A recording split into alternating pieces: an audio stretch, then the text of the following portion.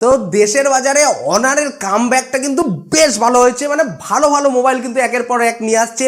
Performance wise দেখতে গেলে, ক্যামেরার দিক থেকে দেখতে গেলে অনারের ফোনগুলোতে কিন্তু আমরা বেশ ভালো ফিচার স্পেসিফিকেশনই পাচ্ছি। এবং রিসেন্টলি অনার বাজারে লঞ্চ করে দিল অনার X9B5G মোবাইলটা, এবং এই ফোনটা লুক সাইজ তো বেশ সুন্দর, এতে পারফরমেন্স আমরা বেশ ভালো পাচ্ছি। বিশেষ করে এই ফোনের স্পেশালিটি হচ্ছে ফোনটা এতটাই ডিউরেবল করা হয়েছে যে মোবাইলটাকে আছাড় মারো, তোমরা ছুঁড়ে ফেলে দাও, যা ইচ্ছা করে দাও, সহজে ফোনটা ভাঙবে না। যথেষ্ট শক্তপোক্ত মোবাইল এটা, এবং এই ফোনের লুকসটাও বেশ সুন্দর, ডিসপ্লে আমরা বেশ ভালো পাচ্ছি, ক্যামেরাটাও ঠিকঠাকই থাকছে এই মোবাইলে, পারফরমেন্সও আমরা বেশ ভালো পাচ্ছি এই মোবাইলে। তো এই মোবাইলে আমরা কি কি ফিচার স্পেসিফিকেশন পাচ্ছি, মোবাইলটার দাম কত, মোবাইলটা কেমন হবে তোমাদের জন্য, সেই সমস্ত ব্যাপারে বিস্তারিত জানতে হলে ভিডিওটা শেষ পর্যন্ত দেখো, অনেক কিছুই জানতে পারবে তোমরা এই মোবাইলের ব্যাপারে। তো শুরু করা যাক আজকের ভিডিও।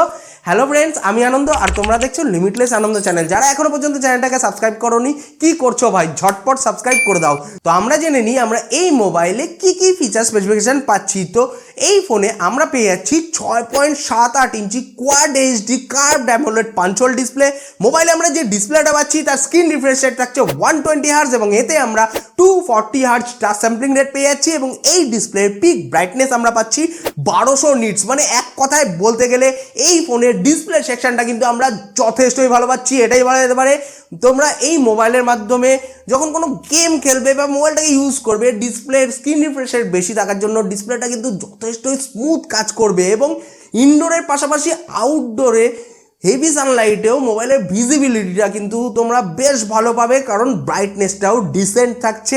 এবং এই ফোনে ভিডিও ভিং এক্সপিরিয়েন্সও তোমরা যথেষ্টই ভালো পাবে, এটাই বলা যেতে পারে। এবং ডিসপ্লের উপরে গ্লাস প্রোটেকশনটাও কিন্তু বেশ শক্তপোক্ত আমরা পাচ্ছি। সবথেকে বড় কথা, এই মোবাইলে আমরা ultra bounce anti drop display পাচ্ছি, যার ফলে ফোনের ডিসপ্লেটাও কিন্তু যথেষ্টই শক্তপোক্ত থাকছে, এটাই বলা যেতে পারে। লুকসের দিকে যদি আসি, ফোনের লুকসটা বেশ ভালো করা হয়েছে। তোমাদের কেমন লাগছে এই লুকসটা, অতি অবশ্যই আমাকে কমেন্ট করে জানাতে ভুলো না।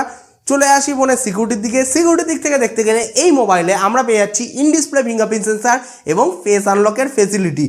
এই ফোনের ওজন হচ্ছে 185 গ্রাম এবং এর থিকনেস হচ্ছে 7.98 মিলিমিটার। এই মোবাইলে আমরা পেয়ে যাচ্ছি Android 13 operating system, magic OS 7.2 user ইন্টারফেসের সাথে। এখানে যদি অ্যান্ড্রয়েড 14 অপারেটিং সিস্টেম হতো তাহলে হয়তো আরও বেশি গ্রহণযোগ্য হতে পারতো মোবাইলটা। অবশ্য আমরা অ্যান্ড্রয়েড আপগ্রেডও পাবো, আমরা 14এও আপগ্রেড করে নিতে পারবো, সেটা কোনো অসুবিধা হবে না।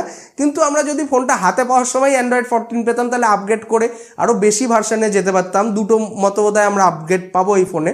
তো এখন হয়তো আমরা এটা অ্যান্ড্রয়েড 15 পর্যন্ত নিয়ে যেতে পারবো ফোনটাকে, কিন্তু আমরা যদি 14ই পেতাম তাহলে হয়তো আমরা সেখানে অ্যান্ড্রয়েড 16 পর্যন্ত আপগ্রেড করতে পারতাম, সেটা বেশি ভালো হতো।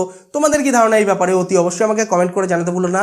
চলে আসি এই ফোনে ব্যাটারির দিকে। ব্যাটারিটাও কিন্তু জবরদস্ত থাকছে এই মোবাইলে, মানে বেশ দমদার ব্যাটারি পাচ্ছি আমরা এই ফোনে। এই ফোনে থাকছে 5800 mAh এর ব্যাটারি, 35 ওয়াট ফাস্ট চার্জিং সাপোর্টের সাথে। মোবাইলে আমরা যে চার্জিং কানেক্টর পাচ্ছি সেটা ইউএসবি টাইপ সি, এবং এতে আমরা কোনো 3.5mm হেডফোন পোর্ট পাচ্ছি না, টাইপ সি হেডফোন পোর্টই থাকছে। এবং এই মোবাইলের বক্সে আমরা কিন্তু সেরকম কোনো চার্জার পাচ্ছি না, চার্জার থাকলে একটু বেশি ভালো লাগতো আমার। তোমাদের কি ধারণা, অতি অবশ্যই আমাকে কমেন্ট করে জানিও। সাউন্ড কোয়ালিটি মোটামুটি এই ফোনে আমরা অ্যাভারেজ লেভেলেরই পাচ্ছি, বিশাল হাইফাই পাচ্ছি একদমই বলবো না। চলে আসি সোজা এই ফোনের ক্যামেরার দিকে, জেনে নিই এই মোবাইলে আমরা ক্যামেরা কি পাচ্ছি। তো এই মোবাইলের রিয়ার সাইডে আমরা পেয়ে যাচ্ছি 108 মেগাপিক্সেলের ট্রিপল ক্যামেরা। প্রাইমারি যে লেন্সটা থাকছে সেটা 108 মেগাপিক্সেলের, যার অ্যাপারচার হচ্ছে f1.75। এরপরে আমরা একটা 5 মেগাপিক্সেলের আলট্রা ওয়াইড অ্যাঙ্গেল লেন্স পাচ্ছি, তারপরে থাকছে একটা 2 মেগাপিক্সেলের ম্যাক্রো লেন্স। এবং এই মোবাইলের ফ্রন্টে আমরা পেয়ে যাচ্ছি 16 মেগাপিক্সেলের সেলফি ক্যামেরা, যার অ্যাপারচার হচ্ছে f2.45। এই ফোনের রিয়ার ক্যামেরার মাধ্যমে তোমরা 4K-তে ভিডিও শ্যুট করতে পারবে 30 ফ্রেম পার সেকেন্ডে, এবং এই মোবাইলের ফ্রন্ট ক্যামেরার মাধ্যমে তোমরা ফুল এইচডিতে ভিডিও শ্যুট করতে পারবে 30 ফ্রেম পার সেকেন্ডে। তো এখানে আমার একটাই জিনিস বলার ছিল যে ফ্রন্ট ক্যামেরায় যদি ফুল এইচডি 60 FPS সাপোর্ট থাকতো তাহলে আরও বেশি গ্রহণযোগ্য হতে পারতো মোবাইলটা। আর 108 মেগাপিক্সেলের পরে আলট্রা ওয়াইড অ্যাঙ্গেল লেন্স যেটা দিল, ওটা আমার পার্সোনালি অতটা ভালো লাগলো না। দাম করে একটা 5 মেগাপিক্সেলের আলট্রা ওয়াইড অ্যাঙ্গেল লেন্স দিয়ে দিল। এখানে যদি মিনিমাম 8 মেগাপিক্সেলের একটা আলট্রা ওয়াইড অ্যাঙ্গেল লেন্স থাকতো তাহলে হয়তো আরও বেশি গ্রহণযোগ্য হতে পারতো মোবাইলটা। তোমাদের কি ধারণা এই ব্যাপারে, অতি অবশ্যই আমাকে কমেন্ট করে জানাতে ভুলো না। এই মোবাইলটা আপাতত দুটো কালার ভেরিয়েশনে লঞ্চ করেছে, মিডনাইট ব্ল্যাক এবং সানরাইজ অরেঞ্জ, যেটা ভেগান লেদার ডিজাইনের সাথে আমরা পাচ্ছি। আমার পার্সোনালি এখানে সানরাইজ অরেঞ্জ কালারটা বেশি ভালো লাগছে। তোমাদের কোন কালারটা বেশি ভালো লাগছে অতি অবশ্যই আমাকে কমেন্ট করে জানিও। আশা করি তোমাদেরও সেম কালারটাই ভালো লাগবে।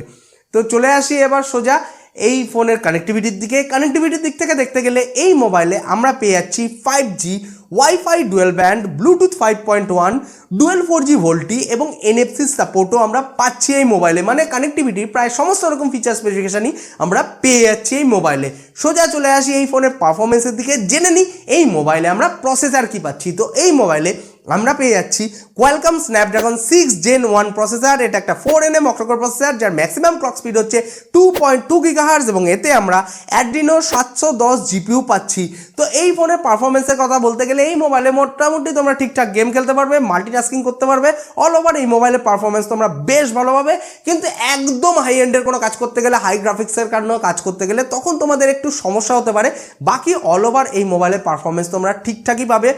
একদম এই মোবাইলটা যারা নেবে তারা এই মোবাইলটার পারফরমেন্স বা লুকসের জন্য না, এর ডিউরেবিলিটির জন্য তাদের নেওয়া উচিত, কারণ ফোনটা কিন্তু সহজে ভাঙবে না। এই মোবাইলে আমরা পেয়ে যাচ্ছি 5 star drop resistance certificate Switzerland SGS এর থেকে। মানে এক কথায় বলতে গেলে ফোনটা হাত থেকে দুমদারাক্কা পড়ে গেল, চিন্তা করতে হবে না, ভাঙার চান্স অনেকটাই কম, এটাই বলা যেতে পারে। এই মোবাইলটা আপাতত একটা স্টোরেজ এবং র্যামের ভেরিয়েন্টের সাথে লঞ্চ করেছে। এতে আমরা পাচ্ছি 8GB RAM, 256GB internal storage. এই মোবাইলে যে র্যামের টেকনোলজিটা ইউজ করা হয়েছে সেটা LPDDR4X এবং এতে আমরা UFS 3.1 স্টোরেজ টাইপ পেয়ে যাচ্ছি।